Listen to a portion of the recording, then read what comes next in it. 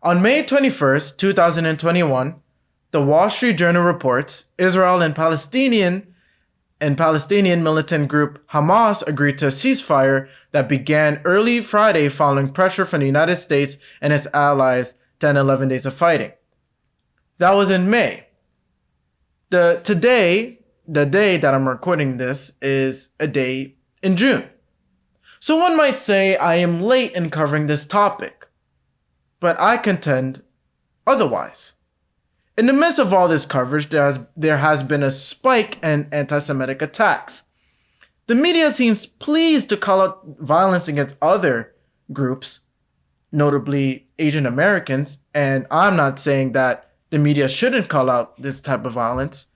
And I'm pretty sure everybody condemn all violence against any group of people.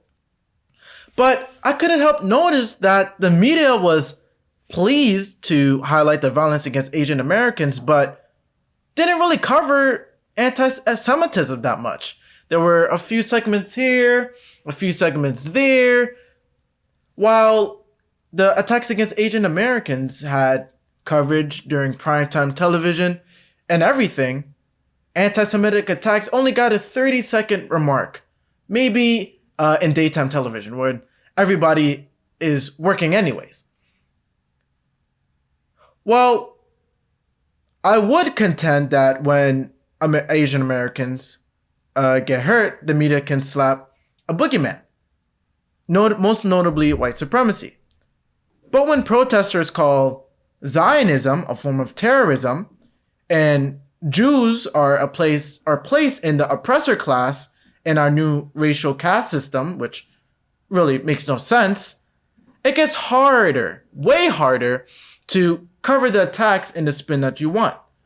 Whatever theory you have for the lack of coverage, it is a fact that the coverage is lacking. And so today I have a fellow classmate to bring more awareness on this issue, or to this issue, whichever you prefer. You're listening to the Daniel Idfresne Show.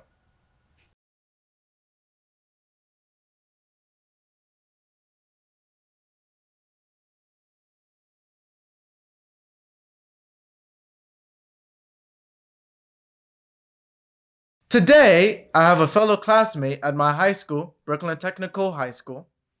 Kind of redundant. She is a rising advocate against anti-Semitism and anti-Zionism. She works for a number of nonprofit organizations. That's pretty impressive if you ask me, including Club Z. Her name is Simona Balagula. What's up, Simona? How are you doing? I'm doing good, Daniel. How are you? I am doing great. So, before we get into anti-Semitism, I would love to ask you a few questions. Are you down? Yeah, of course. What makes you passionate about this subject? I mean, there are many subjects under the sun. A lot of the subjects, well, this subject in particular is very nuanced. And so it has to take a level of passion for you to I guess pursue it. What makes you passionate about this subject? Well, it really is a culmination of several factors. A primary one is my family and our family history. My whole family immigrated here from the former Soviet Union, where they experienced extremely harsh levels of anti-Semitism. They weren't able to freely practice their religion. They weren't able to openly express that they were Jewish. And if they did, it would take a toll on their social status. So as a child growing up and hearing all these stories, it really did hurt me because it was sad that my family could not express themselves in the same way I can. And so they always made a great effort to make sure that I was educated on the subject, sending me to Jewish programs, Jewish classes, letting me listen to seminars, and putting me in programs such as the one Daniel mentioned, Club Z. And so through this, I realized that it is my job as a Jewish American teen in the United States to advocate for things like this, because before, in the times when it was really needed, not that it's not needed now, there was no one there to advocate for it. And this kind of coincides with the topic of identity, because my family members, notably for this purpose, my mom and my dad, were not able to develop a Jewish identity because it was restricted, and they couldn't. They literally couldn't.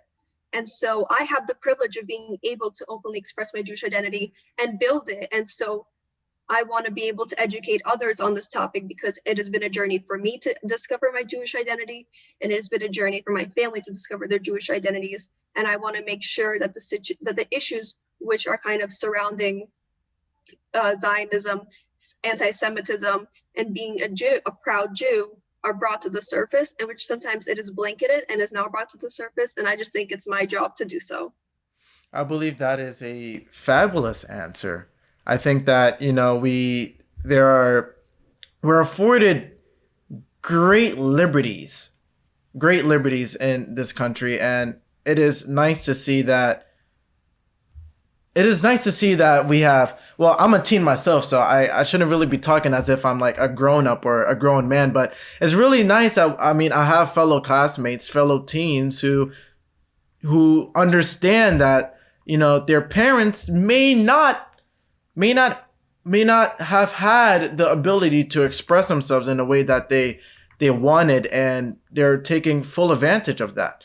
And so that's pretty cool. I have another question for you. Was there a retaliation?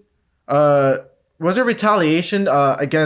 your views on anti-Semitism and Zionism? Yeah, absolutely. Oftentimes there are people who kind of respond to me and they just try to challenge my opinion, and we have an educated conversation. And that's something I'm always ready for. I'm always ready to learn something new. And so when people try to tell me their side of the story or try to understand something more or deeper than something I might have just posted, that I'm always ready for. But there are times where people do respond to things I post and they try to attack me personally. They try to attack my family. They try to kind of threaten me and label me as things which I'm not, and things I never would allow myself to be. And sometimes it is scary, but I think it's a risk that I'm going to have to take. And it is sad that just me sharing my opinion on events that pertain to me, that pertain to my life, that are relevant in my life, and for the sake of this conversation, for my family and our identity, that I have to face, someone telling me that I'm a bad person because I'm sticking up against a celebrity, talking about anti-Semitism and how it's not important. It is a bit hard, but I think retaliation comes with everything and almost anything. So it's something I'm willing to accept. That is, I think, all right, we're hitting 2 for 2. Pretty good answers here. We're going to talk about the empirical soon, but anecdotally, have you seen a spike in our retaliation in the past few months? Actually, not as much as I did before. I was kind of surprised to see that this time around, not as many people were retaliating against me, and very little people were swiping up on things like on my Instagram story and things that I was posting. But it definitely depends on what I'm saying and if I'm responding to somebody's comment.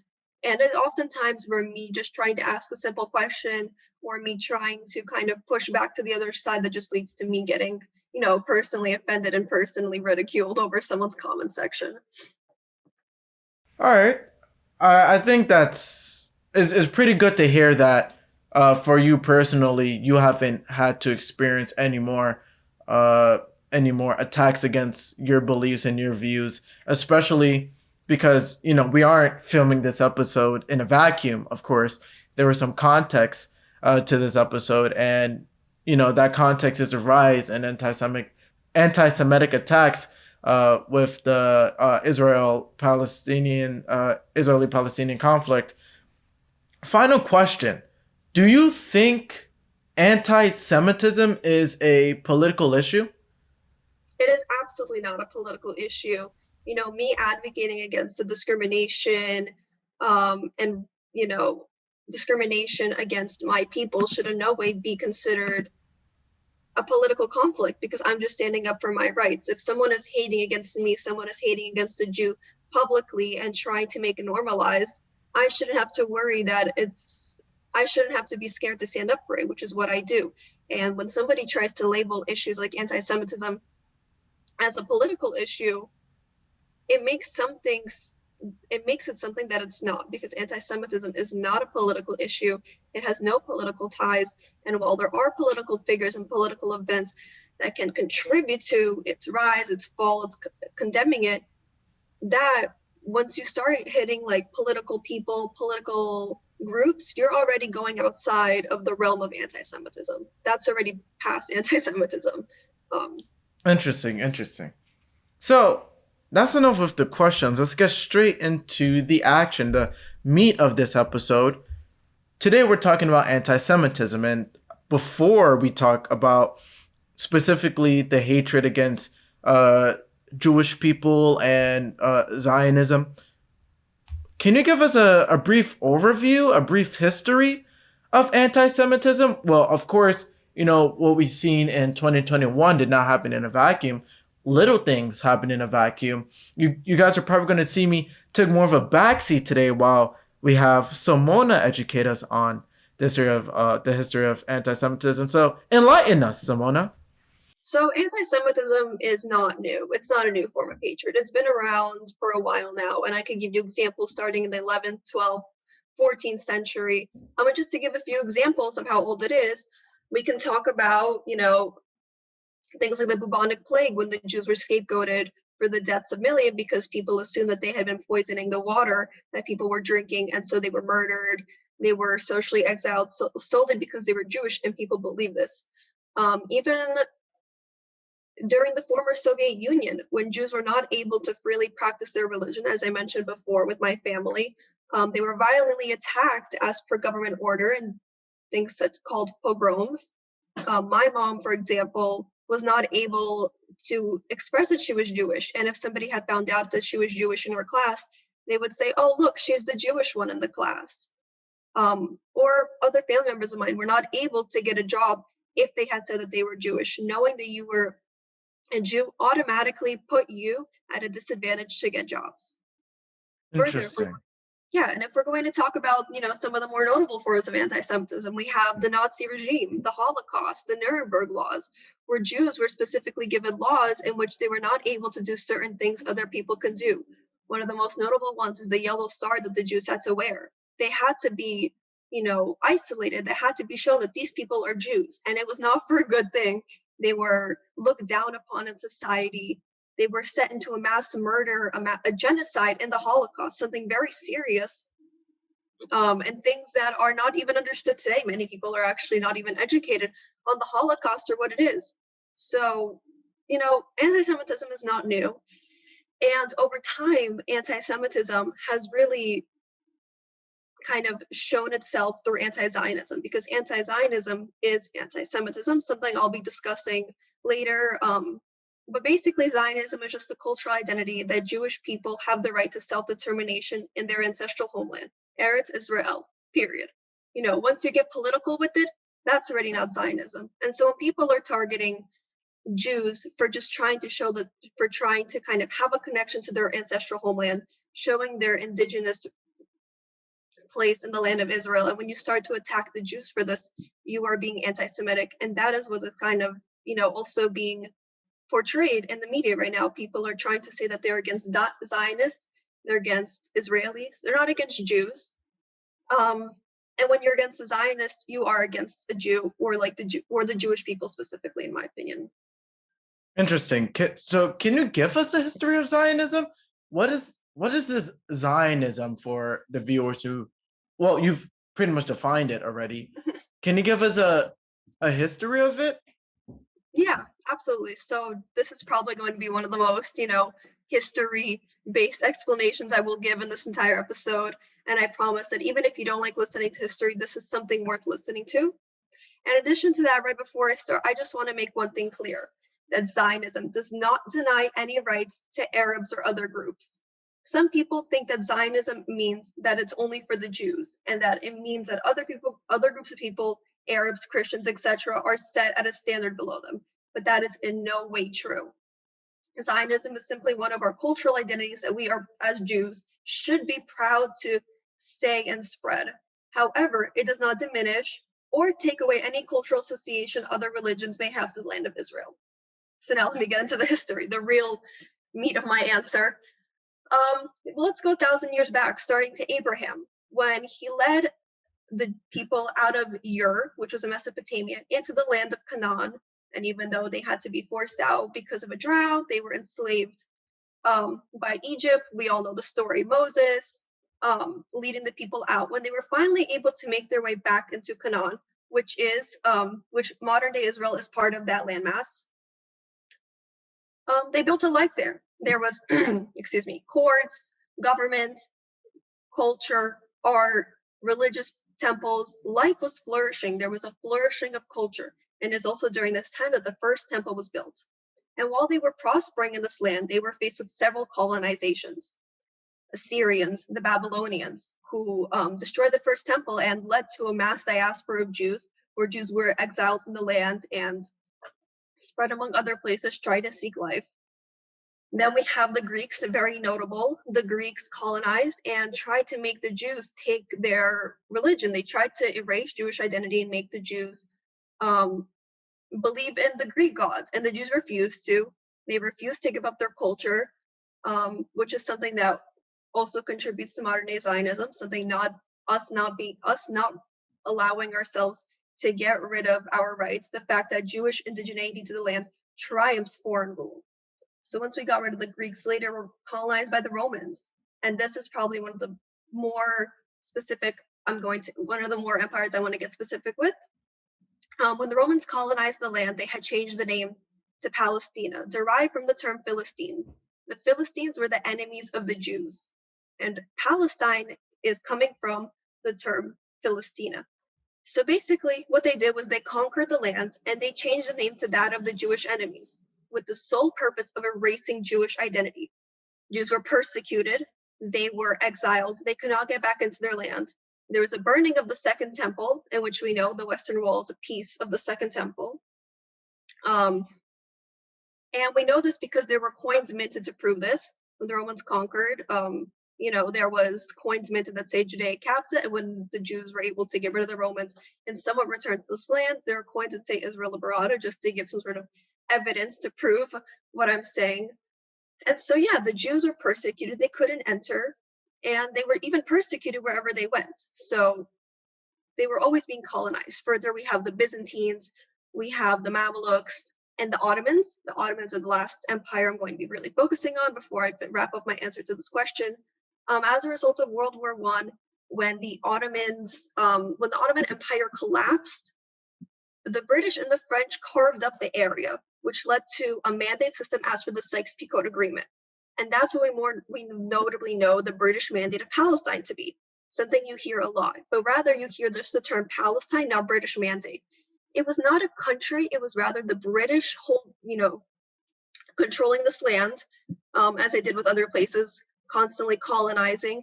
And as per the Balfour Declaration, a UN-recognized document that got international consensus, it was to become a homeland for the Jewish people. The Jews were always supposed to be able to live in this land. But because of all of these colonizations and all of these empires taking over and expelling the Jews, they were unable to really flourish there. And if you don't want to believe the religious texts, there's archaeological evidence to prove this, and there's an archaeological consensus to prove this. And there are many examples of this indigenous denial over many, many years, such as dating back to the British Mandate of Palestine, when Palestinian authorities would stand at Temple Mount, the holiest site in Jerusalem, and yell, Jews don't belong here, the same way over the past, in the last month, all the riots, there were people yelling, Jews don't belong here. There's always this indigenous denial, but the Jews are always coming back to their land, and they're always proving that they are the indigenous people here. And this here is the need for Zionism. So just to quickly continue with dates, 1948, Jews declare independence, and the state of Israel is established, a sovereign independent state finally, and the Jews have an ancestral homeland. So this, going back to what I said before, this right here is the need for Zionism. We've been exiled from our land. We've tried to come back. We were consistently persecuted by all these different groups of people, scapegoated, looked down upon, not having the ability to get the same rights as other people wherever we went. And we still always managed to come back to our land. And our cultural identity always persevered as a way to keep us connected to this land. Our identities are tied to this land, and through Zionism, we are able to secure our indigenous rights. And these indigenous rights do not expire, ever. We are the native people to this land, with the evidence I provided dating thousands and thousands of years back. we are the indigenous people to this land. Interesting. Okay. So that was a lot there. I kind of want That to was a focus. lot. I kind of want to focus on two things. Well, the two main things you really talk about is uh indigenous land, like the fact that you know Jews are indigenous and that they belong to that land. You said that there's different types of evidence you know pointing to that fact.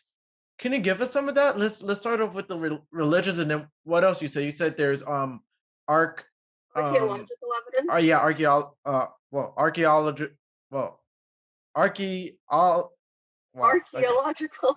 Archaeological, my bad, guys. Archaeological evidence.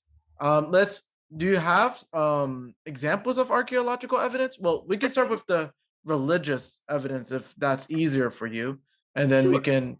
we can like go from there. So religious evidence, we have our religious sacred texts. We have things like the Ten Commandments that Moses was given while he was trying to help Jews return back to the land of Canaan. That became kind of the set of laws. We have that. We have other holy books that date back to this time. And sometimes people don't use holy books and religious texts as their only source of evidence, which is why there is, the archaeological evidence. And there truly is a lot over the time. We have the first temple, we have the second temple. The second temple, really proves that there was Jewish existence there, and there was Jewish life and culture there flourishing before there were that of other cultures there and other religions. But that does not deny in any way the fact that other cultures and religions don't have, religious ties to the land. I just do want to make that clear because that is a common misconception that can come out from this point.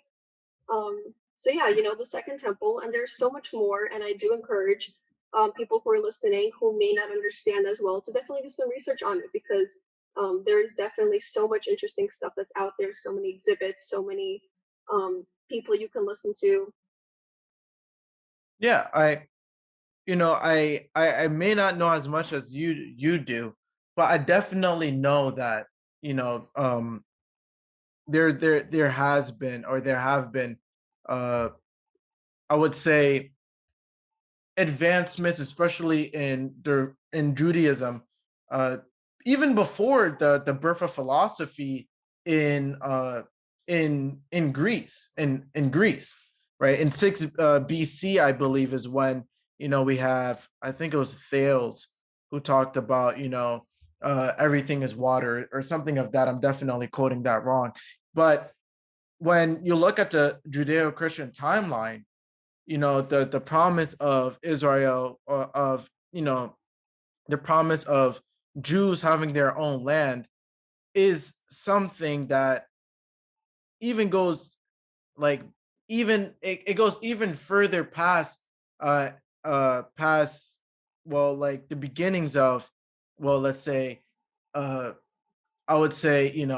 Socrates, and even before Socrates, but but yeah, we're talking about some very ancient stuff there. And I would even like add on that having religious texts, especially the Bible or the Torah, there aren't they may have a, I would say, uh a mythological twist to them, but that's not to say that they are written in vacuums. They, I believe, these texts are the texts of the Abrahamic religions are the only religious texts, to align with history in some sort of way. And so when you do add up, the religious evidence and the archaeological evidence, it does stack up to that. So I was gonna ask, you know, I was gonna bring up a rebuttal that some say that Palestinians were on the land before the Jews, but you already, I would say, I guess, debunked that, or rebutted that fact. And I kind of wanted to get into this idea of colonization, and I definitely, I may not be able to talk much about the history of the Jews, but I can definitely point to, or the history of Zionism, but I can definitely realize some sort of, I would say, a certain anti-Western sentiment that is inherent in the arguments against Zionism. The same way that that people would equate Western civilization to colonialism, they charge that same claim to to Zionism. And so some would say that Israel colonized the land. Is that true? I think we know the answer, or the It was answer you not. would give, but They did not colonize. Rather, we were colonized several times, as I explained. And there are even some examples that I didn't put into that answer, just because that was probably one of the longest answers, and I didn't want to go too crazy over this. But there are more empires or groups that have colonized us over times, more than what I already mentioned. And saying that Israel colonized the land is not true, because it's often just a spin of people not understanding that when we were colonized, when that land was colonized and people were exiled, they were sent into a diaspora, they tried to return back to this land. That is what people are often mixing up, and that is kind of in fault with miseducation and media coverage and historical, what people interpret history to be. yeah, I would say that these days we unfortunately we aren't big on historical evidence, the empirical things that we know in historical record. Rather, people go more off of, what they believe, how they feel, and the ideologies that are governing their lives. So I have one more question before we get into anti-Semitism specifically. Some would say that the latest conflict, the Israeli-Palestinian conflict, is the latest iteration of a long-standing religious conflict.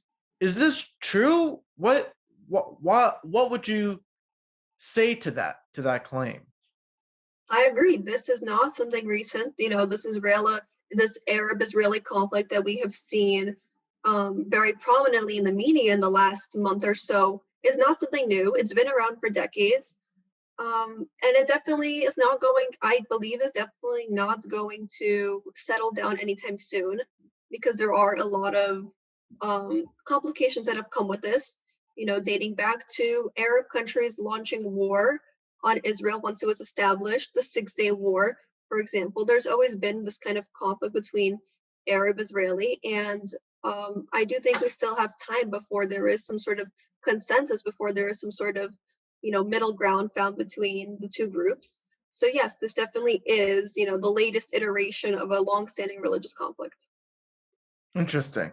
All right, I won't comment any further on that. I think you've done pretty good informing us on the history of things, the history of anti-Semitism and Zionism. So let's get into anti-Semitism.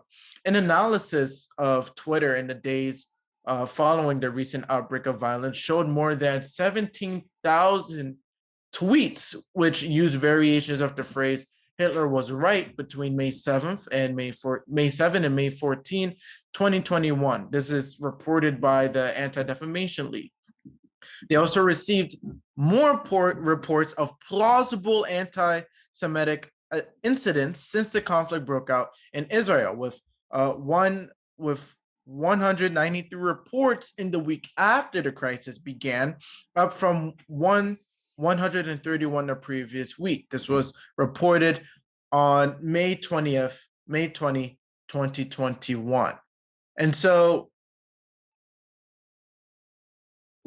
I guess I'll ask you, what has been the most common form of anti-Semitism that has arise from this conflict? We see from the ADL that there's a lot of online abuse. Is there also, I guess, in-person abuse? What would you say is the most common, the most ubiquitous, pervasive response to the conflict that we've seen earlier this year? I think really the most, popular place to be spreading anti-Semitic comments and anti-Semitic tropes is definitely over social media and the internet. The internet is part of our lives. Me and you are speaking over a computer right now. The internet is everywhere. And so, because it is so easy to use, because so many people are on it, is the easiest way for someone to spread information. I could post a tweet, and then in the next 10 minutes, thousands and thousands of people are reading it. Those thousands of people push out another anti-Semitic tweet. And now that is being spread around too, just as an example. So I do believe that social media and anti-Semitism that is being spread over the internet is definitely the most prominent way. But that also, in second place, in my opinion, comes, in-person contact. And we do see this often. We see vandalization of synagogues. People in California about a month ago, people were eating at a restaurant. I believe it was Los Angeles, and people who were just eating and they happened to have been Jewish were attacked because of what was happening in Israel. People in America are being attacked for things that are happening in Israel. And so there is some, face-to-face anti-Semitism confrontations that happen, vandalization, Jewish men who often have to dress in very cultural attire. We have our kippas, just to name one, for example. They often could be harassed on the streets too. They often could face some kind of attack solely because they are Jewish. Interesting. I guess I want to expand on the social media thing.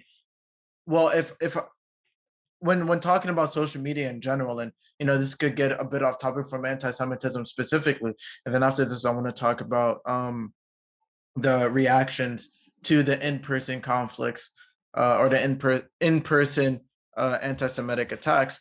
But in regards to social media, regarding social media, what I would say is that social media has allowed many to make make opinions without really having to think them through. Usually when you're talking to somebody, or if usually all right, usually if you're talking to somebody, you usually filter out the bad things that you may want to say because you're talking face to face with that person. But that human connection is lost when you are tweeting something into the ether, and people, there's less time for you to think. All you really have to do is press send or press tweet or whatever button you're pressing. And so and so I guess the dark side of human nature really shows itself on social media. It really shows how much how much, I guess, civilizing it takes, for lack of a better term, civilizing it takes for people to be respectful of each other. And it's uh, I guess, a rebuttal to the, I guess, Rousseauian idea that humans were good before before rules are placed on them by civilization. But that's generalizing some anti-Semitic attacks and talking about, I guess, bad acting in not acting in not the, I guess, Hollywood sense, but just acting in a behavioral sense on social media. And we can get into, I guess, the in person anti-Semitic attacks as well. It is interesting to see that people, well, it's one thing to post something on social media and to say, well, I've tweeted this, whatever, I've tweeted this. I don't really need to filter out what I'm going to say because I'm just pressing buttons and then hitting send. It's interesting to see that there are people who actually think, well, there are people who actually think that they can get away with hurting somebody because they're Jewish. There's And I guess that's indicative of a lack of, I guess, rules that would stop people from committing anti-Semitic attacks. Because here's, I guess, I don't know if you understand me or not. What I pretty much said is, on social media, the rules of civilization, be respectful to somebody else, are already out the window. But it is interesting to see that in person, those rules aren't even existent for Jewish people, especially during these past few months. Is there any, I guess, sentiment that is rising, I would say, rising within our culture that is I guess, creating an exception in the rule that asserts that we must respect everybody despite their ethnicity, religion, whatever, especially for, I guess, Jewish people. I would contend so. I definitely see your line of your line of thought, your train of thought, and I do agree with that. And I feel like even if we're not going to focus on Jewish people for a second, this could be applied to anybody. Before, everybody's always preaching that you have to be respectful to everybody, that you have to treat others as though you want to be treated. However, in this kind of state of fury, in the state of anger that people feel, all rules, are thrown out the window. And it is fine to, for example, attack people while they're eating because they're Jewish. It is fine to attack a man walking down the street as he's walking home or to the synagogue or wherever it may be because they're Jewish. I believe it's extremely unacceptable, extremely overlooked as well, because it's a very inhumane thing to do, to attack somebody because of who they are. We're always preaching that everybody's religion is good. Everybody has the right to believe what they want. Everybody has the right to practice what they want. But then at the same time, some people go and attack others for believing in their religion, but while we were just kind of preaching that you should be entitled and should have no issues with it. So, it's kind of a hypocritical situation we're in. Well, yeah, that's interesting. I kind of want to focus on two things that you've kind of like made me think about, which is really this, I guess, moral relativistic nature of our culture. Well, really is not. You talked about it a bit, and you say, well, we're supposed to say, we're supposed to respect, different cultures and different religions and different backgrounds, but honestly, what I've been seeing lately, especially in the past few years or so, although it's definitely been something that has been pervading our culture for a while now, this sort of relativism to hide a dogmatic absolutism underneath, and that is hostile to not only to Western civilization and by extension Jewish people, because people equate Zionism to a sort of Western colonialism, that, and I don't know if you necessarily understand what I'm talking about. This sort of, oh yeah, every single culture is okay except for Western civilization, oh, like Westerners are colonizers and they're abusers and they're this and that, and that sort of transforms itself in the Israel-Palestine conflict, this Israel-Palestine debate, where in this formulation, Zionism, Israel, or I guess Jews, are being equated to Western colonialism or whatever, and the Arab world, Palestine or whatever, is being equated to the oppressed, the I would say the ones who are being abused. They take the place of the Native Americans or blacks or minorities that is in this sort of, I guess, what I said before earlier in the episode, this racial caste system. And so that's one thing I wanted to talk about. And the second thing was this sort of, we've become a society with many exceptions to the rules. And that is something that is concerning, right? Because now we're essentially telling groups of people that, there are exceptions to the rules for you because you think a certain way or you're of a certain color.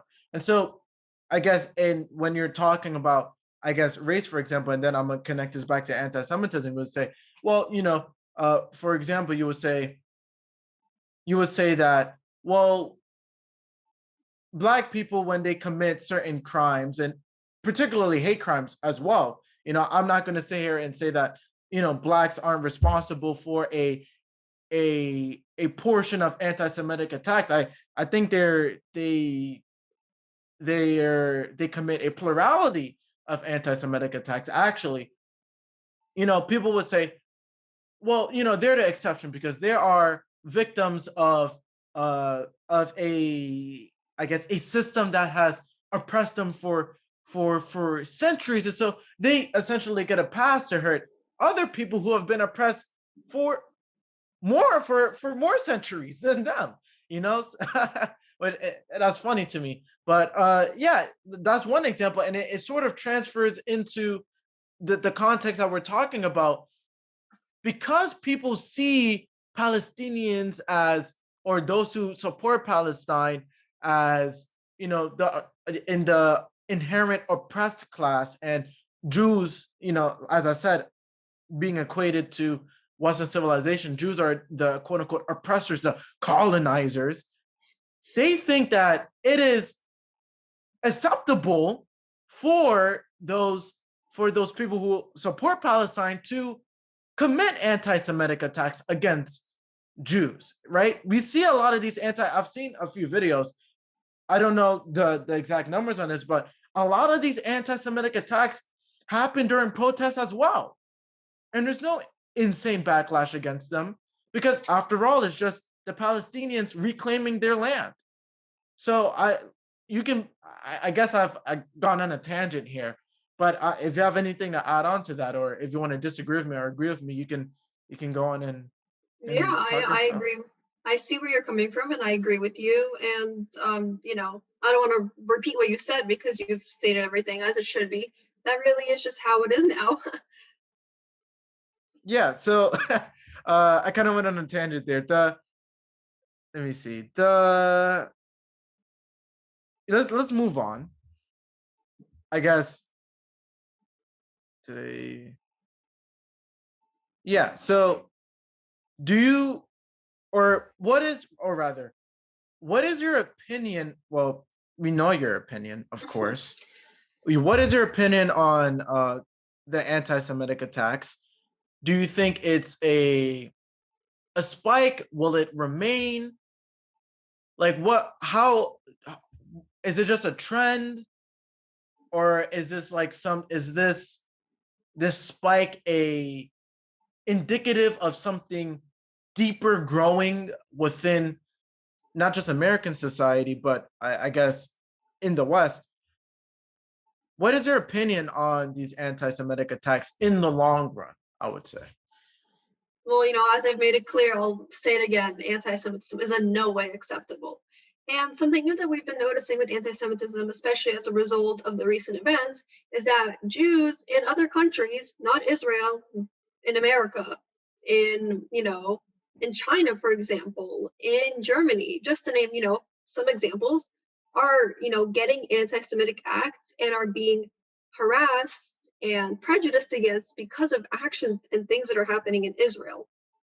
And I'm not here to talk about the Israeli government, nor am I here to represent the Israeli government or defend them, because that's not, my job. That's not something I do, nor am I here to start talking about, all the conflicts that revolve around the Israeli government.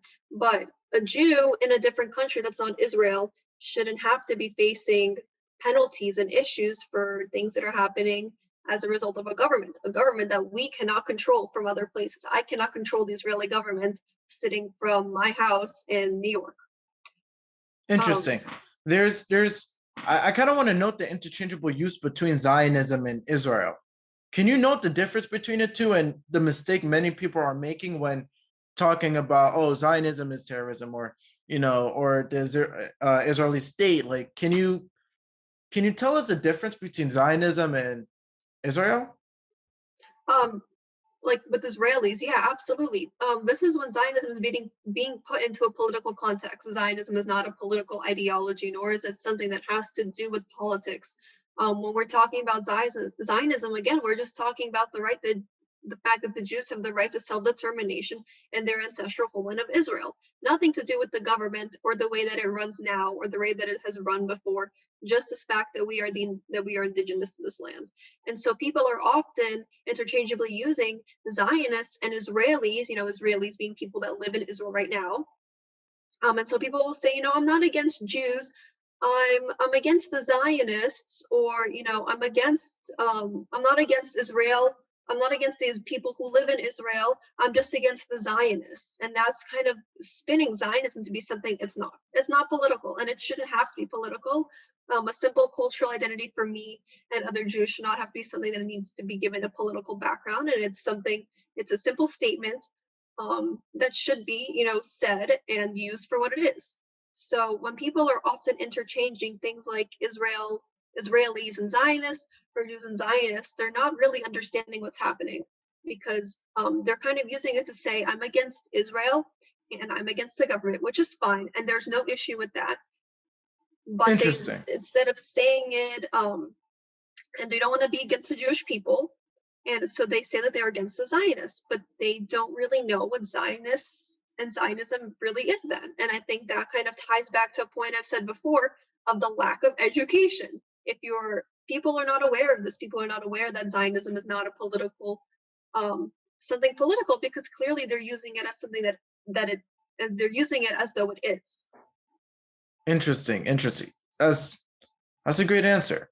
I'm definitely gonna clip that in itself where people can hear that the difference between Zionism and Israel.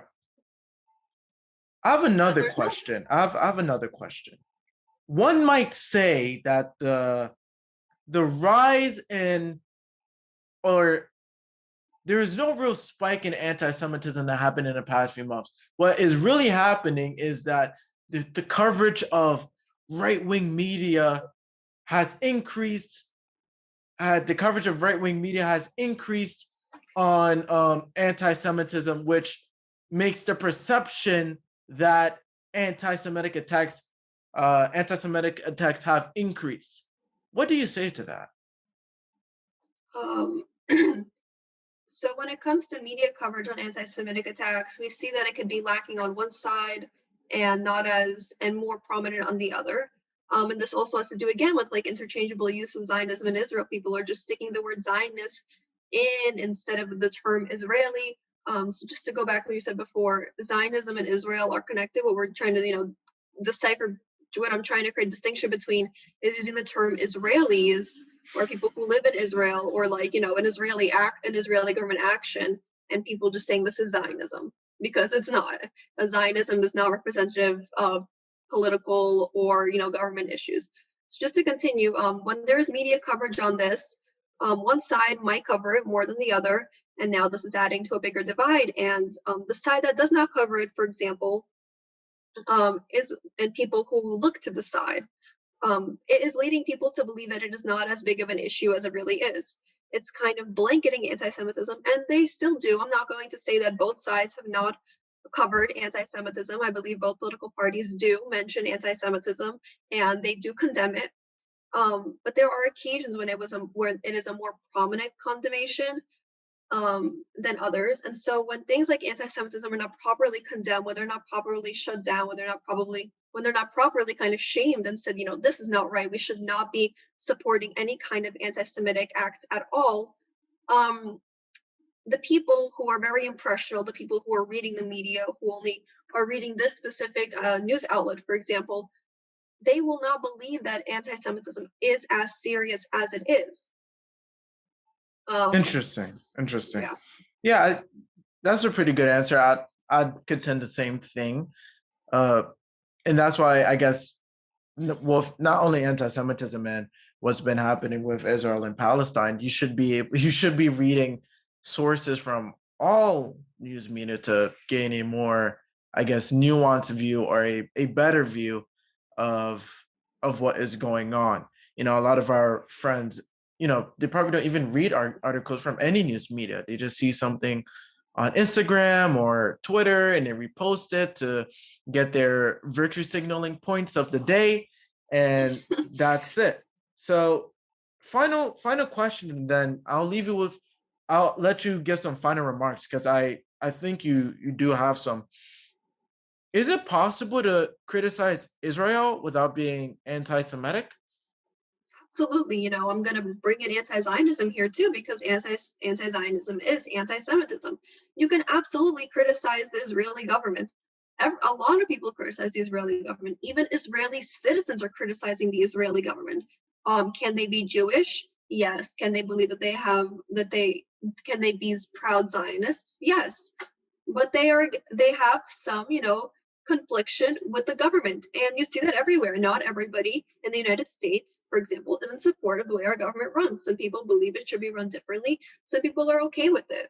And this can apply to any country. You can definitely criticize the government, criticize Israel, but once you start attacking the Jewish people, once you start attacking, people for their identity because they live here or because they are in support of this, now you've already stepped outside of the realm of criticism, and now you're moving towards kind of anti-Semitism, anti-Zionism, depending on specifically what you're saying. And so you just have to be very careful in what you're saying. You have to be very careful in what you're thinking, as to if what you're going to say is going to inflict some sort of hatred or prejudice against the Jews. Great answer. Simona, I'm giving you the mic. Do you have any final remarks? Yeah, I do have a couple final remarks, actually. I would not have been able to say what I said today if I didn't educate myself, if I didn't find something I'm interested in, or even if I'm not interested in it, and educate myself. And this is why I always say that, knowledge is power. It's important to learn. And so anybody who has any kind of issue, misunderstandings with the issue, anybody who doesn't know something, I think it is super important, and you owe it to yourself and the other groups of people to just educate yourself and read up on it.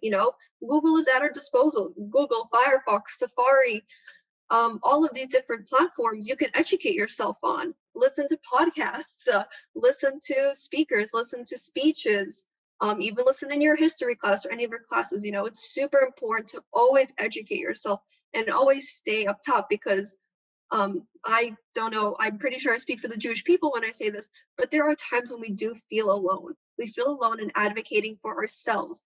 And, when we see another group of people, somebody representing another group of people advocate for us because they have taken the time to, research and learn, it makes us feel happy. It makes us feel good.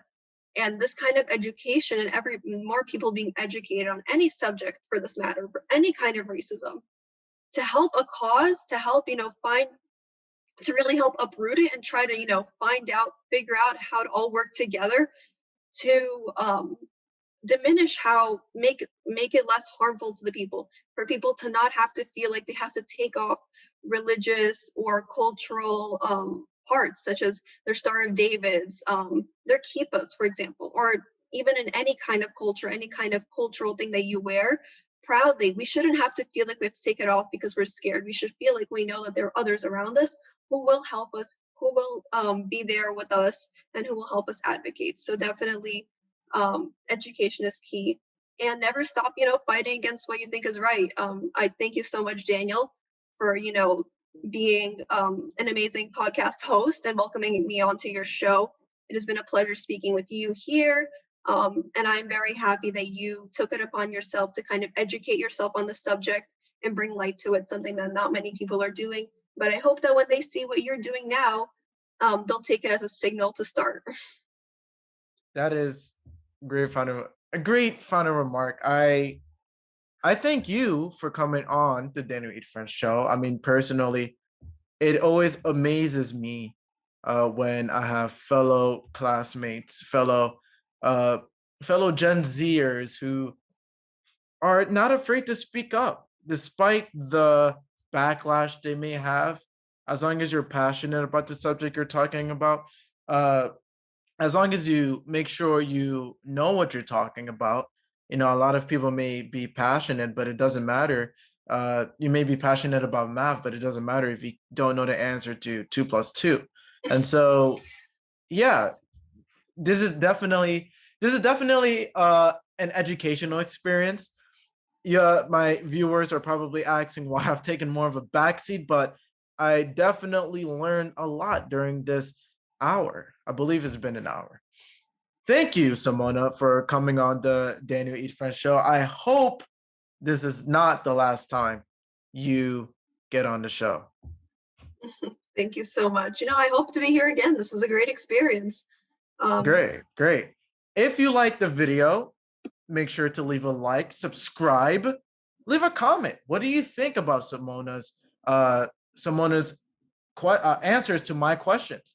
What do you think about them? What do you think about the rise in anti-Semitic attacks in the past few months? And make sure to stay tuned for the clips I'm going to post of Simona, because definitely not a lot of you are still here at this time. But a lot more will hear Simona's great message after I post a few clips after this episode. So again, thank you for watching, and we'll see you later. Thank you.